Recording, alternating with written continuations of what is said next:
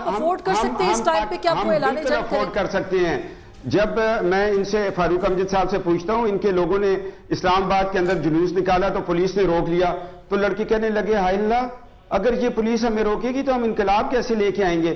بات یہ ہے کہ ہم نے اٹک قلعے دیکھے، ہم نے جلاوطنیاں دیکھی، ہم بوڑھے ماں باپ کو ہاسپٹل میں چھوڑ کے گئے، ہم اپنے بزرگوں کی وفات پہ کندھے نہ دے سکے، ہم نے اس پاکستان کے لیے سارا کچھ کیا ہے، اس کے ایٹمی احساسوں کو بچانا ہے، اس کے نوجوانوں کو روزگار دینا ہے، اس کے اندر وہ ادھورے کام، آج اگر نواز شریف صاحب کی حکومت نہ ٹوٹتی تو کراچی سے گوادر تک اور گوادر سے لے کے لنڈی کوتل تک آپ کو موٹر وے ملتی، آج یہ بجلی کے بحران نہ ہوتے۔ تو آپ یہ سمجھ رہے ہیں کہ اس وقت جو حکومت کے خلاف سازشیں اور افواہیں جنم لے رہی ہیں، یہ فیکٹریاں بھی اسلام آباد راولپنڈی میں لگی ہیں؟ میں فاروق امجد صاحب کو بڑے احترام سے یہ بتانا چاہتا ہوں کہ خدا کے لیے آپ کسی ایسے سسٹم کا حصہ نہ بن جانا جس سسٹم سے نواز شریف صاحب اس قوم کو بچانا چاہتے ہیں، جس نظام اور جس خفیہ ہاتھ نے اس ملک پہ 33 سال تک مارش لائن لگا کر عوام کا حق مارا ہے۔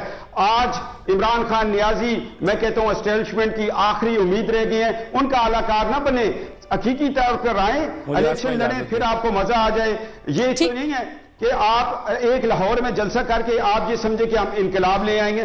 قوم کی یادیں بڑی تازہ ہیں، قوم جانتی ہے کہ کون ان کا محب وطن ہے۔ میں کہتا ہوں کہ آج عمران خان نیازی صاحب سے میں ایک مطالبہ کرتا ہوں کہ وہ اپنے بچوں کو لا کر جامعہ حفظہ اور جامعہ اشرفیہ میں داخل کرا دیں۔ میں پہلا شخص ہوں گا میں جو اپنی پارلیمنٹ سے چھوڑ کے میں تحریک انصاف کو جوائن کر لوں گا۔ اپنے بچوں کو تربیت کا خیال نہیں ہے، پوری دنیا کے بچوں کو لے کے آ گئے ہیں اور پھر ایک جلسے کے ہمیں تانے دے رہے ہیں۔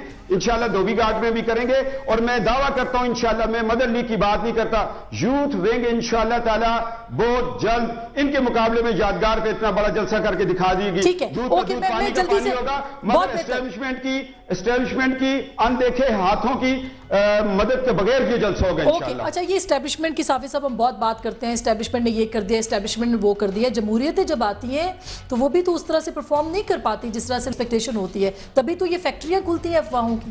دیکھیں، پہلی حقیقت تو یہ ہے جس کی طرف کیپٹن صفدر صاحب نے اشارہ کیا، اور وہ خطرے کی علامت ہے کہ وہ برگر فیملیز کے لوگ بھی میں نے دیکھے ہیں، بہت اچھے بھلے خاندانوں کے اور ماڈرن فیملیز کے، اور جو ان پارٹیوں سے منسلک ہیں یا فوج سے منسلک ہیں، ان کے بچے بھی عمران خان کو لائک کرتے ہیں، وہ یوتھ میں پاپولر ہے۔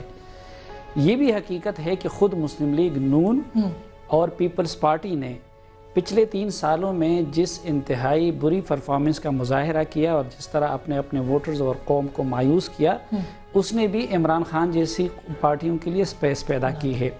یہ بھی حقیقت ہے کہ لاہور کے جلسے کے کامیاب ہونے میں عمران خان کی محنتوں سے زیادہ خود مسلم لیگ نون کی حماقتوں کا بھی زیادہ دخل ہے، اور یہ بھی حقیقت ہے کہ جس رعونت کا مسلم لیگ نون کی قیادت شکار ہو گئی تھی تو اس کے بعد خود یعنی کوئی ان کو اپنے قریب نہیں آنے دے رہے تھے۔ یہ سب فیکٹر اپنی جگہ پہ، لیکن اس کے ساتھ ساتھ جو میر صاحب کہہ رہے ہیں، فرما رہے ہیں کہ جی صرف اس سے کام نہیں چلے گا کہ آپ یہ کہیں کہ ہم کسی غیر منتخب حکومت کا حصہ نہیں بنیں گے۔ وہ تو متحدہ مجلس عمل بھی نہیں بنی تھی، وہ تو عوامی نیشنل پارٹی بھی نہیں بنی تھی، وہ تو متحدہ مجلس عمل کے لیے بھی ویزیبلی کسی اسٹیبلشمنٹ نے ووٹ نہیں مانگا تھا۔ ایک تو یہ ہے کہ اس وقت مجموعی طور پہ تحریک انصاف کا کردار ہمیں وہ نظر آتا ہے جو کہ متحدہ مجلس عمل کا تھا۔ دوسرا، کچھ سوال جینونلی اٹھتے ہیں کہ بھائی آپ صرف سیاستدانوں کے اثاثوں کی بات کیوں کر رہے ہیں، آپ جنرلز کی، ججز کی، جرنلسٹ کے اثاثوں کی بات کیوں نہیں کر رہے۔ تیسری بات، کل تک آپ کا ٹاپ نشانہ مشرف صاحب تھے، اس وقت مشرف صاحب کے بارے میں خاموشی کیوں ہیں؟ تو یہ کچھ اس طرح کے سوالات ہیں، اور خود ایک بندہ یا اپنے اندر کے لوگ جانتے ہیں یا مخالف بہتر جانتا ہے۔ تو میاں نواز شریف اس بات پہ کنونس ہے، نجی محفلوں میں ایک نشست میں آپ بھی شریک تھی جس میں ہم سب بیٹھے ہوئے تھے، وہ اس پہ بہرحال کنونس ہیں کہ میرے خلاف جو کچھ ہو رہا ہے اور تحریک انصاف کو جس طرح اٹھایا جا رہا ہے، تو وہ کنونس ہے کہ پیچھے اسٹیبلشمنٹ ہے۔ پھر جس طریقے سے لوگ جا رہے ہیں تو کچھ لوگوں کا ماضی گواہ ہے کہ انہوں نے کبھی اشارے کے بغیر فیصلہ نہیں کیا. تو یہ سب چیزیں ہیں جس کی وجہ سے یہ رائے تقویت بالکل. میرا خیال ہے کہ میری پروگرام کے آخری حصے میں یہی فوکس رہے گا کہ کس طرح سے یہ اب گیم پلان بن رہا ہے اور کوشش ہو رہی ہے، لیکن بہرحال تحریک انصاف ایک بہت بڑی پولیٹیکل ریالٹی ہے، اس سے ہم نظریں نہیں چرا سکتے. ایک چھوٹی سی بریک لیتے ہیں، بریک کے بعد واپس آئیں گے کہ آگے کا جو یہ افواہوں کی فیکٹریاں کھلی ہوئی ہیں یہ چاہتی کیا ہے، ہو کیا سکتا ہے اور ہونا کیا چاہیے. ایک چھوٹی سی بریک، ملتے ہیں بریک کے بعد. ویلکم بیک ناظرین، ایک دفعہ پھر آپ کو خوش آمدید کہتے ہیں. ڈسکشن ہو رہی ہے کہ خفیہ ہاتھ اور اینٹی اسٹیبلشمنٹ اور جو حسین حقانی صاحب کا معاملہ ہے اس کے اوپر میں جلدی سے بات کرنے کی کوشش کروں گی میر صاحب سے، فاروق امجد میر صاحب سے. میر صاحب، آپ کی پارٹی کے اوپر بہرحال الزامات بہت ہیں اور یہ جو ساری چیزیں ہیں، تانا بانا ہے، وہ آخری اسٹیبلشمنٹ کی ہوپ بھی آپ کی پارٹی نظر آتی ہے. کیا یہ بات درست ہے، یہ الزام درست ہے، اور اگر ہے تو کیسے دھوئیں گے آپ؟ دیکھیں، میں نے پہلے بھی عرض کیا کوئی ایسی بات نہیں ہے، اور میں نے جیسے پہلے کہا اور صافی صاحب نے اچھی بات کی، مجھے مزید موقع مل گیا، میں کلیئر کر دیتا ہوں. ہم کسی ایم ایم اے کے روپ میں جانے کو تیار نہیں ہیں، کسی مارشل لائی بندوبست پہ، الیکشن کے نام پہ، کسی ڈھونگ کے نام پہ ہم کوئی ایسا کام نہیں کرنے کو تیار. ہم انشاءاللہ فیئر الیکشن لڑیں گے، کانسٹیٹیوشن آف پاکستان کے تحت الیکشن لڑیں گے. تو پھر آپ کو کیا نظر آ رہا ہے اگلے کچھ دنوں میں پاکستان کا؟ میرا خیال ہے کہ میر صاحب کے ساتھ میرا پھر رابطہ منقطع ہو گیا ہے، میں جلدی سے بات کر لیتی ہوں سب. کیا آپ کو لگ رہا ہے کہ کس طرح کی گیم پلان ہو سکتی ہے؟ جی آپ کی آواز میں مجھے آ رہی ہے، مجھے آپ کو میری آواز آ رہی ہے. میں اپنی بات مکمل کرنا جی پلیز کیجئے. میں یہ گزارش کر رہا تھا کہ ابھی کیپٹن صفدر صاحب ہمارے بھائی ہیں، انہوں نے جیسے فرمایا تو ان کی باتوں سے بھی لگتا ہے کہ جب کوئی ایک تنظیم ٹوٹ پھوٹ کا شکار ہوتی ہے تو پھر چند خوش آمدی لوگ مل بیٹھ کے وہاں پہ لطیفے بنانا شروع کر دیتے ہیں مخالفوں کے بارے میں، اور وہ اس سے حکومت اور اپنے بڑوں کو خوش کرتے ہیں. اب یہ جتنے لطیفے انہوں نے اور بنانے ہیں بنا لیں، سب کو نظر آ رہا ہے. اور جہاں تک ایک جلسے کی بات ہے، ہم نے گجرانوالہ میں، فیصل آباد میں یہ سارے جلسے پہلے کر چکے ہیں. لوگ جس طریقے سے پارٹی کی طرف امید سے دیکھ رہے ہیں وہ بھی ان کے سامنے ہے. اور مجھے تو ایک اور بات کی خوشی ہے، دیکھیں ان کی پارٹی میں جو خواتین ہیں وہ ہماری مائیں بہنیں ہیں، ہم سب کا احترام کرتے ہیں، لیکن ان ہماری مائیں بہنوں کو جو ہے وہ ہمارے جلسے کے بعد انہوں نے سیاست میں ایکٹیو کر دیا ہے. اس سے واضح ہے کہ ان کے مرد جو ہے وہ یہ سمجھتے ہیں کہ کام ان کے بس سے باہر ہو گیا. اس وجہ سے میں صرف یہ گزارش کرنا چاہتا ہوں کہ اس کام کو جو سیاست میں ہو رہا ہے، کسی سازش کا ہمیں نہ ضرورت ہے نہ ہم حصہ بنیں گے. اس پارٹی نے جو ہے وہ 15 سال 16 سال اس پہ محنت کی ہے. تو آپ کی پارٹی اسٹیبلشمنٹ کے کسی جو گیم پلان ہے اس کا حصہ نہیں بنے گی، یہ کیٹیگوریکلی آپ کہہ رہے ہیں؟ خان صاحب نے بھی کہہ دیا 100%. نہ کسی بہانے سے الیکشن کا بہانہ ہو یا کسی اور طریقے، نہ ٹیکنوکریٹ نہ کوئی اور. ٹھیک ہے کیپٹن صاحب، کیا آپ کہیں گے، آپ کو کیا لگ رہا ہے حسین صاحب کا معاملہ لے کے کمیشن تک کا، ایبٹ آباد کے اوپر آپ کی جماعت عدم اعتماد کا اظہار کرتی ہے، کس طرح سے یہ سارے معاملات پاکستان کو درست سمت کی طرف لے جائیں گے؟ اور آپ کی پارٹی ایک طرف گو زرداری گو کی تحریک چلانے جا رہی ہے، دوسری طرف آپ کہہ رہے ہیں غیر آئینی طور پر کوئی کسی اقدام کی سپورٹ نہیں کریں گے، تو کیا سمجھے پی ایم ایل این کی طرف سے کیا پالیسی ہے آپ کی؟ دیکھیں جی، ہم تو زرداری صاحب کی حکومت کی کرپشن کے خلاف ہم نکلے ہوئے ہیں. اس وقت جو ملک کے حالات ہو چکے ہیں، ملک کو اس سے بچانا ہے. اور دوسری طرف ہم نے اس ملک کے جو نظام ہے، نظام جمہوریت کو بھی بچانا ہے. ہم یہ بھی ایک طرف دیکھ رہے ہیں کہ ہم ملک کو بچانے جا رہے ہیں، اور دوسری طرف ہم یہ دیکھ رہے ہیں کہ اندیکھے ہاتھ جب بے بس ہو گئے ہیں، ہماری باتوں کا وہ جواب نہیں دے سکتے، تو ہمارے اندر سے وہ سیاسی جماعتوں کو لا کے کھڑا کر رہے ہیں ہمارے مقابلے میں، اور وہ ایک ایسی فضا بنا رہے ہیں کہ شاید لیڈر کی ایک دور کی سوچ ہوتی ہے. وہ انہوں نے یہ میسج دے دیا ہے کہ ہم ماضی کی طرح کسی ایسی حکومت کو بھی تسلیم نہیں کریں گے کہ جو کارگل کے نتیجے میں یا کسی خط کے نتیجے میں ہمارے نظام کو ڈسٹرب کر دے.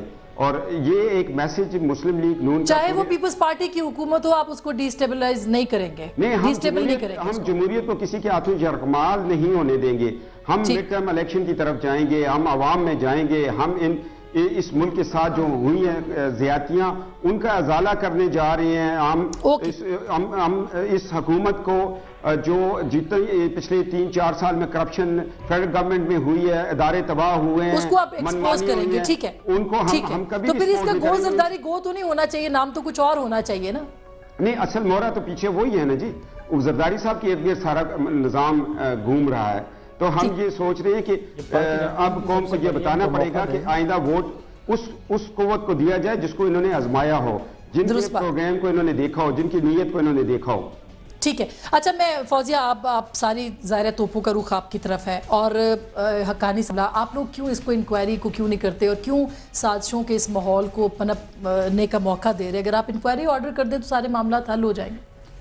انکوائری بالکل اس کی ہو رہی ہے، ایک بات. دوسری بات یہ ہے کہ حقانی صاحب کو طلب کیا ہے، وزیر اعظم صاحب نے، صدر مملکت نے، دونوں نے ان کو بلایا ہے اور وہ جیسے ہی آئیں گے وہ سب کے سامنے ان کی جواب طلبی ہوگی اور ان سے پوچھ گچھ ہوگی. پوچھ گچھ بھی نہیں بلکہ پہلے ہم ان کا موقف سنیں گے نا. پہلے ابھی تک تو جو بھی بات آ رہی ہے وہ ایک آدمی کے حوالے سے آ رہی ہے، جو وہ کہہ رہا ہے بس اسی کو لوگ اچھالے جا رہے ہیں اور اس کو کیا کہتے ہیں کمپاؤنڈ ایفیکٹ کے تحت اس کو اور بڑھا کے نا لوگوں کو بتا رہے ہیں. تو کیا آپ کی گورنمنٹ بھی لپیٹ میں آ سکتی ہے؟ نہیں، کیوں لپیٹ میں آئے گی؟ خدا کا خوف کیجئے. گورنمنٹ جو ہوئی کوئی مطلب معمولی گورنمنٹ تھوڑی ہے، اس میں 2/3 میجورٹی ہے اس حکومت کے پاس. 5 ہے نا اتحادی، 5 بڑی پارٹیاں اس کی اتحادی ہیں. تو یہ کوئی اتنی کمزور حکومت نہیں ہے جتنا کہ آپ سمجھ رہے ہیں. ہمارے اتحادی ہمارے ساتھ ہیں، سٹیک ہولڈرز ہمارے ساتھ ہیں. صدر وزیر اعظم صاحب کی قربانی دینی پڑے گی. پہلے ہم ان کا موقف تو سنیں، پہلے ان کی موقف ہمارے سامنے آ جائے گی، پھر بعد میں پتہ چلے گا کہ حقیقت کیا ہے. ابھی تک تو صرف باتیں ہی باتیں ہیں نا. ایک آدمی نے کہانی پلانٹ کی اور اس کے بعد وہاں کے فورن پریس نے اس کو اچھالا ہے، اور یہاں پر پاکستان میں ایک مخصوص نیوز گروپ ہے جو اس کو مزید اچھالے جا رہا ہے. اگر آپ ان کا اخبار پڑھیں یا ٹی وی آن کرے تو آدمی تو ڈر جائے کہ معلومات پتہ نہیں کیا ہونے جا رہا ہے، جبکہ حقیقت کچھ اور ہے. اور پہلے آسمان 90 کی دہائی میں ایسے ہی ہوتا تھا کہ حکومت اپنی جگہ قائم ہے، ان کی میجورٹی بھی ہے، پرائم منسٹر کے پاس اس کی کمفرٹیبل میجورٹی ہے، اس کے باوجود حکومتوں کو گرا دیا جاتا تھا. لیکن پہلے 4 سال تو کسی حکومت نے نہیں طرح کی سازشیں بنائی جاتی تھی. یہ جو چارج شیٹ آپ کی طرف آئی ہے، خود نیب کے اندر ریفرنس بھی اب دے دیا ہے وزیر اعظم کے خلاف. دیکھیں یہ منصور اعجاز کا معاملہ ایک تو 3-4 دن کا نہیں ہے. آپ کو پتہ ہے کہ جو پہلا آرٹیکل اس نے لکھا تھا فائنینشیل ٹائمز میں، اور اس نے حکومت پہ الزام لگایا تھا، حقانی صاحب کا نام بعد میں نہیں لیکن حکومت پاکستان پہ الزام اس وقت لگا تھا. سوال یہ ہے کہ یہ حکومت اس معاملے پہ اپنے آپ کو انفارم یا اپڈیٹ پچھلے مہینے میں کیوں نہیں کر سکی آج تک. دوسری بات کہ ابھی تک حقانی صاحب یا کوئی حکومتی بندہ تو اس پہ نہیں بول رہا تھا، اور جب وہ بولنے پہ آ گیا تو حقانی صاحب کے موقف کو بھی سب سے پہلا موقع اسی گروپ نے پرووائڈ کر دیا ہے. اور پھر اب بھی دیکھیں ایک لمحہ یہ ضائع نہیں ہونا چاہیے. بڑی کنفیوژن ہے قوم کے اندر. اس گیم پلان کی بھی تو بات کریں، اگر کوئی سازش ہے تو وہ سامنے آ جانی چاہیے. تو حقانی صاحب آ کے اپنا معاملہ کلیئر کر لیں. اگر قصوروار بنتے ہیں تو اس طرح ہو سکتا ہو کہ ہم نے اس پورے کہانی کو بہت دیر میں رسپونڈ کیا. یہ ہماری پہلے کر لینی چاہیے تھی، یہ ہماری غلطی ہے. اچھا اس کی وجہ جو نہیں کیا وہ یہ ہے کہ we never thought of this man as an important person. یہ کون مین ہے، اس کی کوئی کریڈیبلٹی نہیں ہے، یہ نمبر 2 آدمی ہے. لیکن اب آپ اس کو انویسٹیگیٹ کریں گے، انکوائری کریں گے، اور اس کے بعد جو لوگ ہوں گے پہلے ہم ایمبیسڈر حقانی کا موقف سنیں گے، پھر اس کے بعد کوئی بات ہو. بہت بہت شکریہ، thank you very much. Pakistan کے اندر جمہوریت ہے اور جمہوریت رہنی چاہیے. یہ بھی پہلی بار ہے کہ 4 سال جمہوریت نے پورے کیے ہیں اور اگلا سال الیکشن کا ہے. اس سے پہلے الیکشن کی ڈیمانڈ کرنے والے شاید یہ بات بھول رہے ہیں کہ ان کی حکومت بھی آئے گی، ان کے خلاف بھی اسی طرح سے بات ہوگی. بات صرف اتنی نہیں ہے، بات وہ ہے جو کہ میاں نواز شریف نے کہی کہ کب تک پاکستان کے اندر اسی طرح کے تماشے ہوتے رہیں گے. پاکستان کی طاقت، اصل طاقت جو ہے پاکستان کے عوام کے پاس ہے، اور عوام کو فیصلہ کرنا ہے کہ کیا صحیح ہے کیا غلط ہے. مجھے اجازت دیجیے اور فیصلہ کیجیے، فیصلہ آپ کا.